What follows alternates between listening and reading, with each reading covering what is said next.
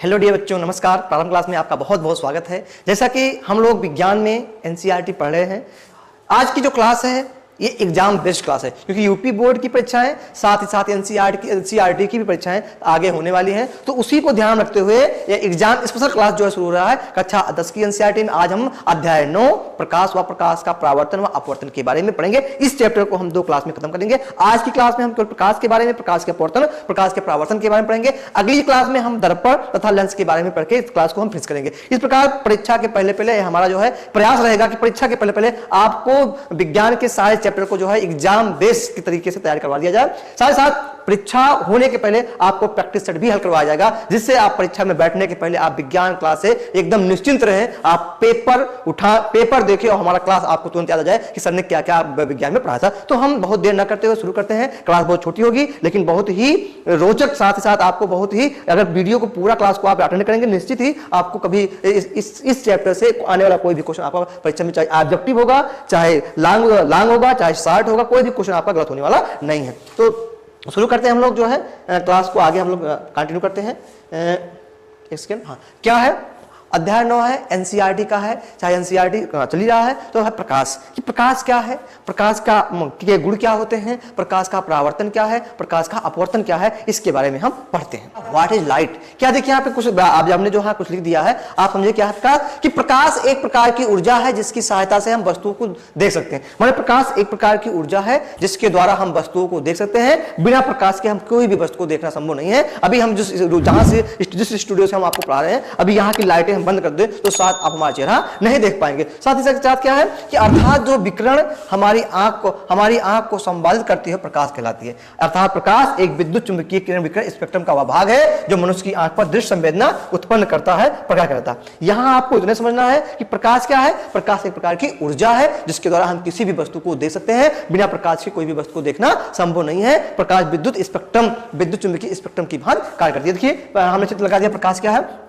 आप देखते हैं बल्ब का, सूरज जो है, रात में हमें कोई भी वस्तु को देखना होता है तो हमें प्रकाश की आवश्यकता होती है। थोड़ा सा हम बेसिक से शुरू कर रहे हैं क्योंकि हमें पढ़ना क्या है। जैसे आपने हमने देखा कि हमें प्रकाश का अपवर्तन और परावर्तन के बारे में पढ़ना है, तो थोड़ा हम प्रकाश के बारे में जानना जरूरी होता है। अगला क्या है कि प्रकाश का गुण क्या है बच्चों, कि प्रकाश स्वयं अदृश्य होता है। प्रकाश स्वयं अदृश्य होता है लेकिन इसकी उपस्थिति में वस्तुएं हमें दिखाई पड़ती है। मैंने क्या क्या है कि प्रकाश अदृश्य होते हुए भी अदृश्य है लेकिन इसके द्वारा ही हम वस्तुओं को देख पाते हैं। दूसरा क्या है, साधारणतः प्रकाश सरल रेखा में गमन करता है। दूसरा क्या गुण क्या होता है कि प्रकाश एक सीधी रेखा में गमन करता है। जो सूर्य से बच्चों प्रकाश पृथ्वी तक या हमारे तक आता है, ये सीधी रेखा में आता है। साथ ही साथ प्रकाश जो है निर्वात में भी चल सकता है। निर्वात का मतलब क्या होता है बच्चा, निर्वात का मतलब होता है ऐसा स्थान जहां पे वायु ना हो, उसे निर्वात कहा जाता है। तो प्रकाश जो है निर्वात में भी चल सकती है।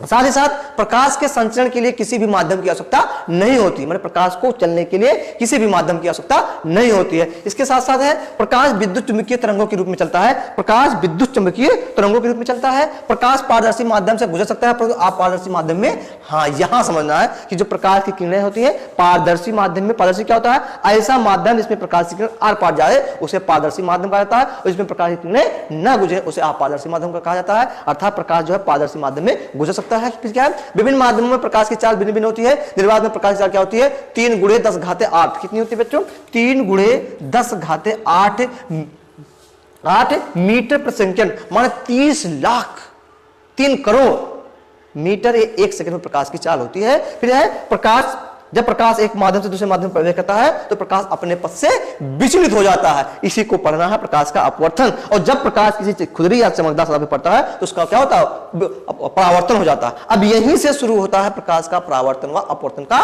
कॉन्सेप्ट। तो क्या कॉन्सेप्ट है बच्चों, देखिए पहला क्या, प्रकाश का परावर्तन, इसको कहा जाता है रिफ्लेक्शन ऑफ लाइट। मीन्स बच्चों क्या हुआ कि प्रकाश का परावर्तन क्या हुआ, समझिएगा बहुत इत्मीनान से आप लोग समझिएगा। प्रकाश का परावर्तन क्या है हम आपको समझाते हैं। क्या बताया बच्चों कि जब प्रकाश की किरण किसी पारदर्शी माध्यम में या माध्यम में किसी चिकनी या खुरदरी, हमने क्या बताया कि देखिए जब प्रकाश की किरण किसी चिकनी या खुरदुरी सतह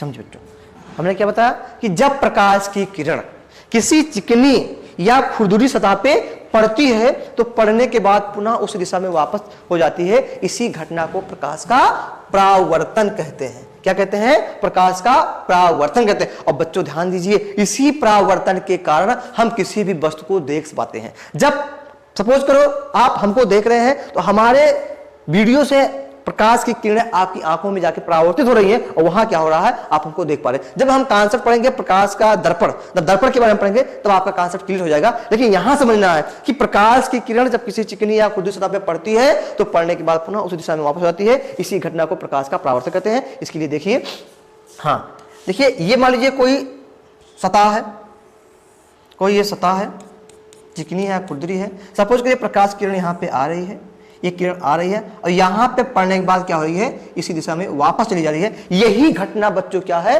प्रकाश का परावर्तन। समझिए, आना, प्रकाश की किरण को आना और पुनः टकराने के बाद वापस जाना, यही घटना क्या है, प्रकाश का परावर्तन है। इस पर इतना फोर्स इसलिए दिए जा रहा हूं कि यहां से क्वेश्चन जरूर आता है, इस चैप्टर से क्वेश्चन जरूर आता है आपको, चाहे अपवर्तन परावर्तन में से एक क्वेश्चन आपको परीक्षा में मिलेगा तो मिलेगा तो मिलेगा, इसको जान लीजिए।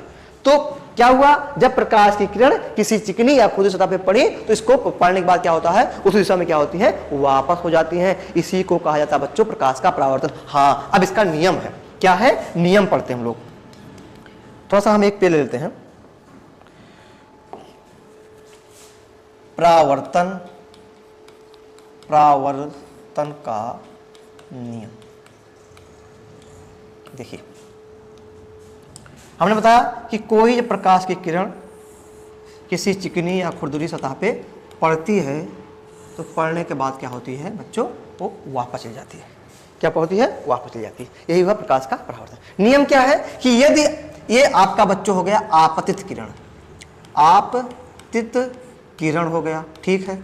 ये क्या हो गया, ये हो गया परावर्तित किरण हो गया। अच्छा ठीक, ये भी हो गया परावर्तित किरण हो गया। अच्छा ठीक है, ये आपका बच्चों सतह हो गया, ठीक है, ये भी सही है। अच्छा, यदि इसके बीच में, यदि बच्चों हम इसके बीच में एक अभिलंब खींच दें, ये हुआ अभिलंब, अभिलंब। अब यही शुरू होता है प्रकाश परावर्तन के नियम। पहला नियम है, अब यहां आपको क्या दिखाई पड़ा, आपतित किरण, परावर्तित किरण, अभिलंब। यहां पे एक कोण बन रहा है और यहां पे एक कोण बन रहा है, ध्यान दीजिएगा। एक कोण यहां पे बन रहा है, एक कोण यहां बन, इसको मान लीजिए I, इसको मान लीजिए R। अच्छा, पहला नियम क्या है कि आपतित किरण, आपतित किरण, आपतित किरण व अभिलंब, अभिलंब के बीच बना कोण, आपतन कोण, आपतन कोण परावर्तित किरण व अभिलंब के बीच बना परावर्तन कोण तथा अभिलंब तीनों एक ही तल में स्थित होते हैं। इसको आप ऐसे कह सकते हो कि आपतन कोण, परावर्तन कोण तथा अभिलंब तीनों एक ही तल में स्थित होते हैं। इतना हमने इसलिए समझाया ताकि आप ये जान जाएं कि आपतन कोण कैसे बन गया और परावर्तन कोण कैसे बन गया। तो आपतित किरण तथा अभिलंब, आपतित किरण तथा अभिलंब के बीच बना कोण आपतन कोण, परावर्तित किरण तथा अभिलंब के बीच बना कोण परावर्तन कोण।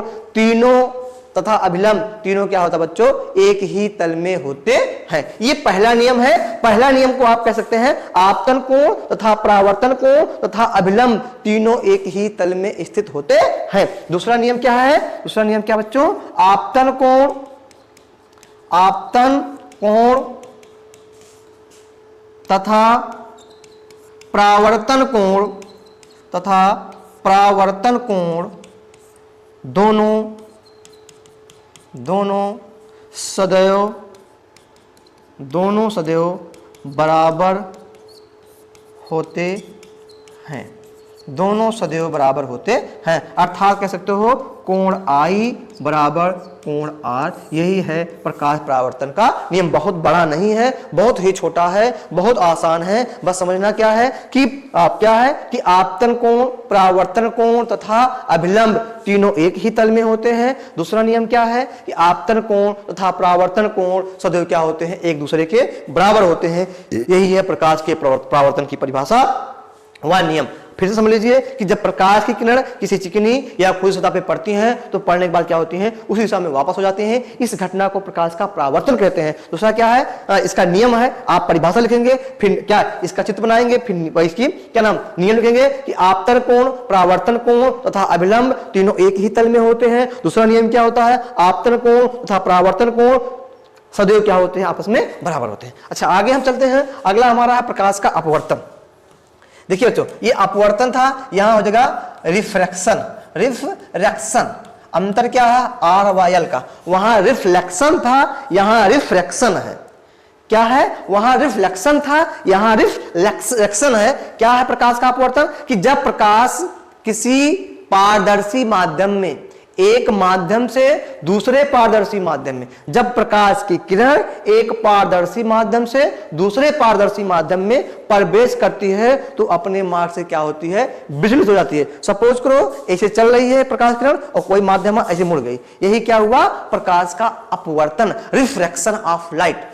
समझिए, अभी मैं लिख देता हूं कि जब प्रकाश की किरण एक माध्यम से दूसरे पारदर्शी माध्यम में प्रवेश करती है तो वो अपने मार्ग से विचलित हो जाती है। इसी घटना को प्रकाश का अपवर्तन कहते हैं। लिखता हूं मैं कि जब प्रकाश की किरण एक पारदर्शी माध्यम से दूसरे पारदर्शी माध्यम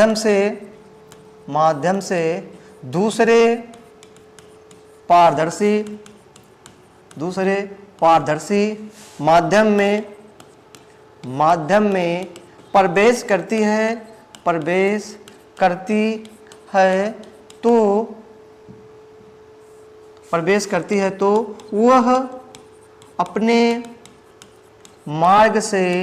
तो वह अपने मार्ग से विचलित हो जाती है, विचलित हो जाती है।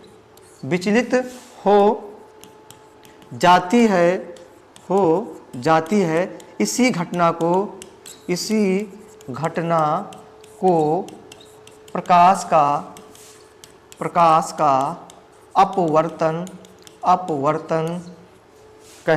को प्रकाश का अपवर्तन कहते हैं। क्या लिखा है बच्चों कि जब प्रकाश की किरण एक पारदर्शी माध्यम से दूसरे पारदर्शी माध्यम में प्रवेश करती है तो अपने मार्ग से क्या होती है, विचलित हो जाती है। इसी घटना को प्रकाश का अपवर्तन कहते हैं। अच्छा, इसके समझने के लिए क्या है, मान लीजिए एक कोई माध्यम है, यहां कोई ये माध्यम मान लीजिए एक है, माध्यम एक, ये हो गया आपका माध्यम दो। ऐसा मान लो माध्यम एक वायु है और माध्यम दो क्या है, जल है। माध्यम एक वायु है, माध्यम क्या है, इसको मान लेते हैं हम जल है, ये क्या है, वायु है। नहीं सॉरी, उल्टा लिख देंगे। मान लीजिए जल वायु है, ये क्या है, जल है। ठीक, प्रकाश की किरण मान लीजिए इधर से गमन कर रही है और यहाँ प्यारी, यहाँ दूसरा माध्यम है, एक क्या हुई, अपने मार्ग से क्या हो गई, विचलित हो गई। फिर देख लीजिए, प्रकाश किरण इधर से आई, क्या हो गई, आना इसको यहाँ था, ये क्या हुआ, विचलित हो गए। इसी घटना को प्रकाश का अपवर्तन कहते हैं। फिर समझिए कि जब प्रकाश की किरण एक पारदर्शी माध्यम से दूसरे पारदर्शी माध्यम में गमन करती है तो अपने मार्ग से क्या होती है, विचलित हो। यहाँ देख लीजिए, ये एक मान लीजिए कोई माध्यम है, ये प्रकाश किरण यहाँ से आ रही है और ये क्या हो गई, यहाँ पे विचलित हो गई। ये माध्यम है, इसका ये अभिलंब है, जाना इसको था यहाँ, जाना था यहाँ, क्या हो गई, वो अपने मार्ग से विचलित हो गई। यही घटना क्या होता है, प्रकाश का अपवर्तन होता है। इस घटना के आधार पे हमें पढ़ना है कि स्वच्छ तालाब की स्वच्छ जल से भरा तालाब की तली हमें उठी हुई दिखाई पड़ती है। किसी गिलास में रखा हुआ पेंसिल को हमें तिरछा दिखाई पड़ता है। तार टिमटिमाते क्यों हैं, ये सब हम इसी परिघटना पे आधारित है। तो प्रकाश का अपवर्तन आपको यही याद करना बच्चों कि जब एक माध्यम प्रकाश की किरण किसी एक पारदर्शी माध्यम से दूसरे पारदर्शी माध्यम में जाती है तो अपने मार्ग से क्या होती है, विचलित हो जाती है। अच्छा, इसका भी नियम बेटा है, इसका भी नियम। इसका पहला नियम क्या है, वही कि यदि आपतित किरण व अपवर्तित किरण के बीच में एक अभिलंब खींचा जाए तो आपतित किरण व अभिलंब के बीच बना आपतन कोण, आपतित किरण तथा अपवर्तित अभिलंब तथा अपवर्तित किरण के बीच बना अपवर्तन कोण, दोनों तथा अभिलंब तीनों ही एक ही तल में होते हैं। इसे लिख सकते हैं हम पहला नियम कि आपतन कोण व अपवर्तन कोण तथा अभिलंब दोनों तीनों एक ही तल में होते हैं। क्या लिखा हमने, पहला नियम क्या है, वहां परावर्तन का पहला नियम क्या था, आपतन कोण, परावर्तन कोण तथा अभिलंब तीनों एक ही तल में होते हैं। यहां आपतन कोण, अपवर्तन कोण तथा अभिलंब तीनों एक ही तल में होते हैं। दूसरा नियम बच्चों क्या है, दूसरा नियम है आपतन कोण की ज्या माने यहां है साइन, तथा अपवर्तन कोण की ज्या का मान नियत होता है। इसी को कहा जाता है बच्चों स्नेल का नियम कहते हैं। क्या बच्चे, बहुत ही इंपॉर्टेंट यहाँ पे, कभी कभी आप परीक्षा पेपर उठा के देखिए, ऐसे पूछ जाता है कि स्नेल का नियम किसे कहते हैं, सिद्ध कीजिए या स्पष्ट कीजिए या समझाइए। तो स्नेल का नियम ढूंढोगे तो नहीं मिलेगा। स्नेल का नियम वही आपतन को मतलब अपवर्तन प्रकाश के अपवर्तन में है। क्या है पहला बच्चों नियम इसका, आपतन कोण तथा अपवर्तन कोण तथा अभिलंब तीनों एक ही तल में होते हैं। दूसरा नियम क्या है, आपतन कोण की ज्या अपवर्तन कोण की ज्या का मान स्थिर होता है या नियत होता है। इसी को क्या कहा जाता है, स्नेल का नियम कहते हैं, या इसी को कहते हैं साइन आई बटा साइन आर बराबर नियतांक। यही बच्चों क्या है, साइन आई बटे साइन आर बराबर नियतांक, यही है स्नेल का नियम। तो आई होप दैट आप समझ गए होंगे क्या हम पढ़ने वाले थे, हमने क्या पढ़ा। इस चैप्टर का सबसे आप यह मान सकते हो ये निचोड़ है या इस चैप्टर का ये आत्मा है प्रकाश के का अपवर्तन परावर्तन में। आपको परीक्षा में जरूर एक क्वेश्चन यहां से मिलेगा, यदि अपवर्तन नहीं आएगा तो परावर्तन आएगा, परावर्तन नहीं आएगा तो अपवर्तन आएगा, दोनों नहीं आएंगे तो स्नेल का नियम पूछेगा कि स्नेल के नियम को स्पष्ट व्याख्या कीजिए। तो समझ गए। अगली क्लास में हम नेक्स्ट डे हमारी अगली क्लास आई रहेगी, लाइव रहेंगे हमने नेक्स्ट क्लास वाले दिन में। क्या क्लास रहेगा उसमें, हम पढ़ेंगे उसमें दर्पण के बारे में। पहले दर्पण के बारे में पढ़ेंगे क्योंकि इससे आप बहुविकल्पीय प्रश्न बनता है कि दर्पण क्या है, दर्पण के द्वारा कैसे प्रतिबिंब बनता है, फोकस दूरी क्या है, वक्रता त्रिज्या क्या है, वक्रता केंद्र क्या है, द्वितीय फोकस इसके बारे में पढ़ेंगे, किसके द्वारा वस्तु को कहां रखने पे कितना बनता है, दर्पण का उपयोग कहां। एक क्लास में हम इसको पढ़ेंगे, अगली नेक्स्ट एक क्लास में हम पढ़ेंगे क्या पढ़ेंगे, लेंस पढ़ेंगे, ताकि आपको छोटी छोटी क्लास 10 मिनट 5 मिनट मिले, आपको पढ़ने में आसान नहीं हो। तो आप